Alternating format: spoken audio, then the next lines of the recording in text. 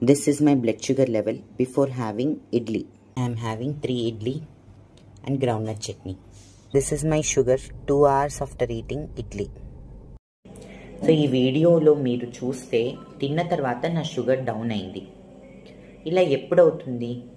దీనికి కొన్ని కారణాలు ఉంటాయి. ఫస్ట్ వన్, తిన్న తర్వాత వాకింగ్ కానీ ఏదైనా ఫిజికల్ యాక్టివిటీ కానీ చేస్తే షుగర్ డౌన్ అవుతుంది. సెకండ్ వన్, ప్రీ డయాబెటీస్ ఉన్న వాళ్ళల్లో ఇన్సులిన్ లెవెల్స్ అనేవి తిన్న తర్వాత బాగా పెరిగిపోయి షుగర్ లెవెల్ డౌన్ అవ్వచ్చు. So post prandial blood sugar అంటే తిన్న తర్వాత షుగర్ లో అవుతుంటే అది ఒక్కొక్కసారి ప్రీ డయాబెటీస్ కండిషన్ని కూడా ఇండికేట్ చేస్తుంది. థర్డ్ వన్, ఒకవేళ డయాబెటీస్ ఉంటే మీరు వేసుకునే మెడికేషన్ డోస్ ఎక్కువైనా కానీ తిన్న తర్వాత షుగర్ అనేది డౌన్ అవ్వచ్చు.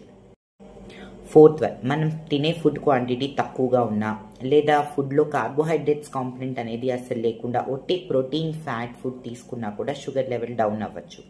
సో షుగర్ ఉన్న వాళ్ళు ఫాస్టింగ్ కంటే తిన్న తర్వాత షుగర్ లెవెల్స్ డౌన్ అవుతుంటే వెంటనే డాక్టర్ని కలవండి. దాన్ని కరెక్ట్ రీజన్ ఐడెంటిఫై చేసి మీ మెడిసిన్స్లో చేంజెస్ అనేవి చేస్తారు.